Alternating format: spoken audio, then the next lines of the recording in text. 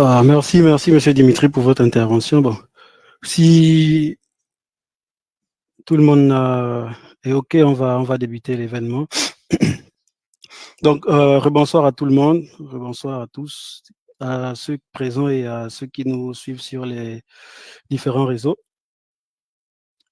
Euh, donc, pour, pour commencer, voilà, on va dire que c'est un événement qui a été organisé pour non seulement euh, je veux dire, permettre à vous qui nous regardez, parce que vous ne savez pas vraiment c'est quoi un Fab Lab, certains n'ont jamais mis les pieds dans un Fab Lab. L'événement ici a été organisé pour vous permettre à vous de partager ce qu'on vit chaque jour, voir ce qu'on voit, peut-être pas faire ce qu'on fait, mais vous donner envie de venir faire ce que nous on fait. Donc, je suis Biaj Makouboulou, consultant digital, apprenant au Fab Lab Wanda. Je suis ravi de vous accueillir aujourd'hui. Le thème du webinaire, c'est Fab Lab, innovation et formation au service de tous. Donc, ici, pour vous dire, nous vivons dans une époque où la technologie évolue de jour en jour. Et c'est justement ça qui fait que pour suivre cette évolution-là, il faut non seulement les moyens, mais il faut aussi la méthode. Et c'est justement ce qui nous a poussé à organiser cet événement-là, pour vous montrer que vous pouvez avoir les moyens et vous pouvez avoir la méthode pour suivre l'évolution technologique de notre monde aujourd'hui. Donc, sans plus tarder, on va faire un petit tour de table pour que chacun se présente, laisser à nos invités de ODC, Orange Digital Center, le temps de se présenter et puis après on passera à Monsieur Dimitri Angwa. Je vous remercie. Merci beaucoup, Bouech. Déjà, bonjour à toutes et à tous. Merci d'avoir répondu présent à ce webinaire qui est assez spécial quand même. C'est une première entre deux différents Fab Labs de différents pays. Donc, on espère que ça sera un webinaire très enrichissant pour les spectateurs, pour ceux qui nous écoutent. Et, donc, je vais commencer par me présenter. Moi, c'est Abdul Mohamed Fall. Je suis chargé d'animation à Orange Digital Center Sénégal. Je suis ici avec mon collègue Mondou Diallo, que je laisse la main pour se présenter. Merci beaucoup, Abdul, et bonjour à tous. Donc, moi, c'est Mamadou Diallo. Je suis le responsable du Fab Lab de Orange Digital Center. Donc, une très belle initiative pour ce webinaire-là. Et j'espère que les internautes découvriront ce qu'est un Fab Lab et vont apprendre de nouvelles choses. Donc, merci.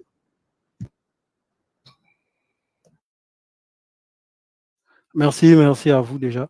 On va écouter Monsieur Dimitri. Bonjour à toutes, bonjour à tous. Je suis Dimitri Ongwa, Fab Manager au Fab Lab Wanda.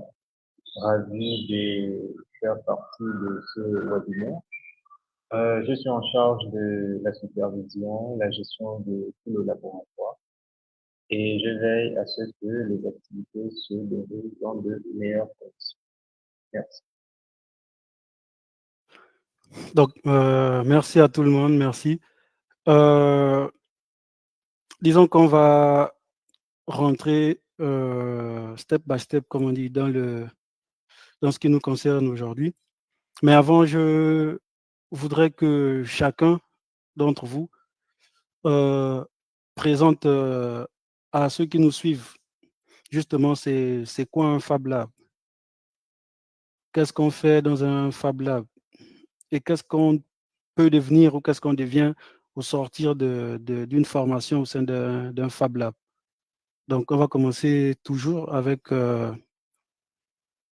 ODC. Donc, on va laisser la parole à Monsieur Mohamed.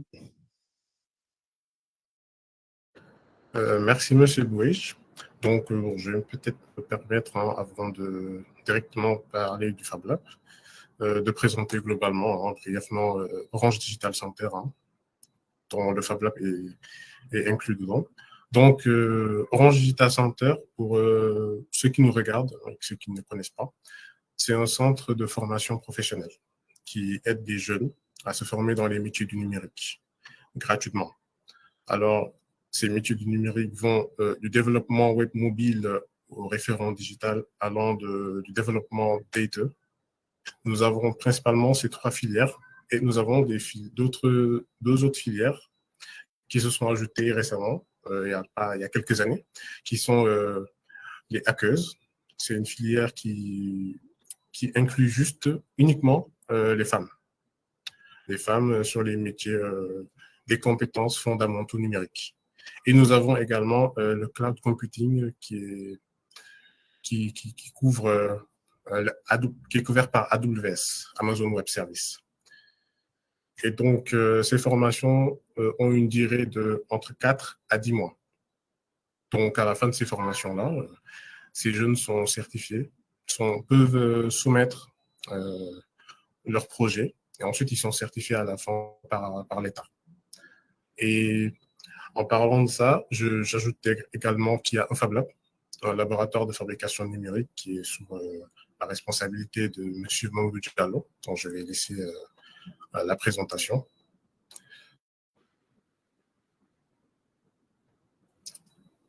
Ok, d'accord. Merci beaucoup, Abdul. Donc, on va parler des Fab Labs. Après, bon, comment vous voulez qu'on démarre la présentation? On fait d'abord un tour du Fab Lab ou bien on présente le Fab Lab? Après, on va faire le tour du Fab. Comment vous bon, je vais vous laisser l'honneur de choisir par quoi vous voulez commencer. Parce que ce qui est sûr, c'est qu'à la fin de votre présentation, il faut que celui qui vous suit soit édifié. Donc, je vais vous laisser choisir. Donc, je vais commencer d'abord par la présentation textuelle. Comme ça, lorsque je vais faire le tour, ça va être beaucoup plus clair, quoi. Donc, je vais partager mon écran. Voilà, donc, autoriser.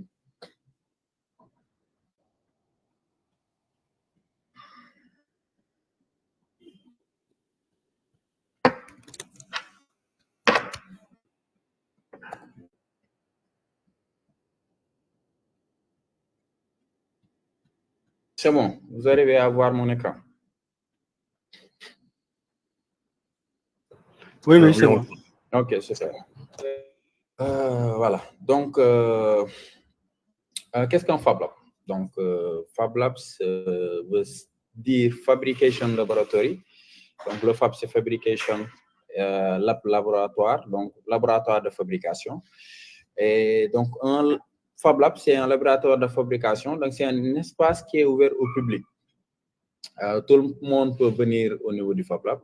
Et l'objectif, c'est de donner à ce public-là la possibilité de fabriquer des objets.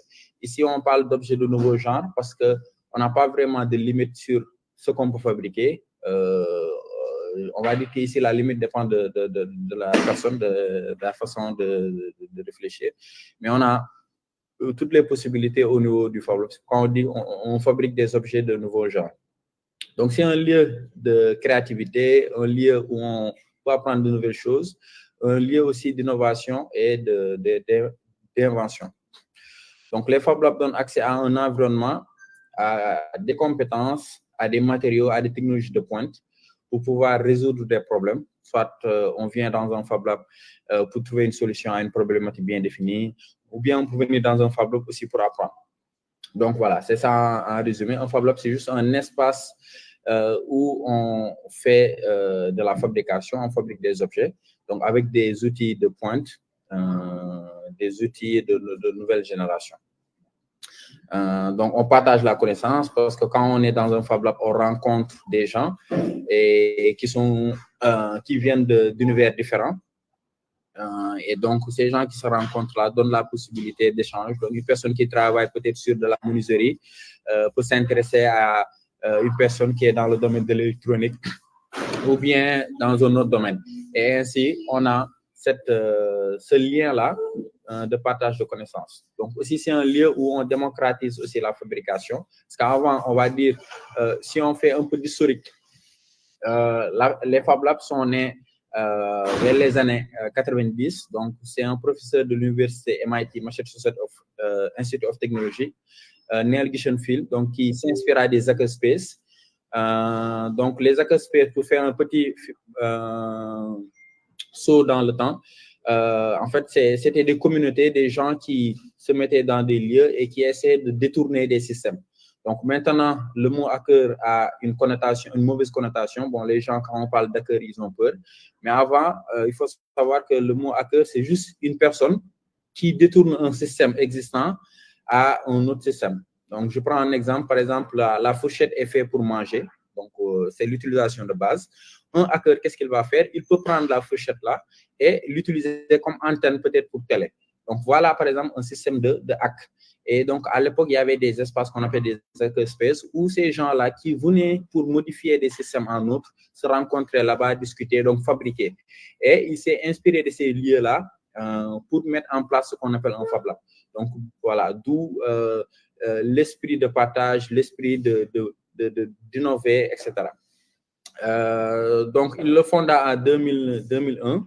Et donc, son objectif était vraiment de donner la possibilité à tout le monde d'avoir la chance de créer par soi avec des machines que l'on trouve dans les industriels. Donc, quand vous allez dans un Fab Lab, vous allez trouver des machines. Donc, à l'époque, ces machines-là n'étaient pas accessibles au grand public. On va dire que c'était réservé à une catégorie de personnes, des ingénieurs, des scientifiques. C'est eux qui avaient la possibilité d'avoir ces machines-là. Maintenant, lui, avec son objectif, avec plutôt son projet de Fab Lab, il a permis de démocratiser ces machines-là. Donc, tout le monde peut maintenant utiliser une machine de pointe pour fabriquer son objet.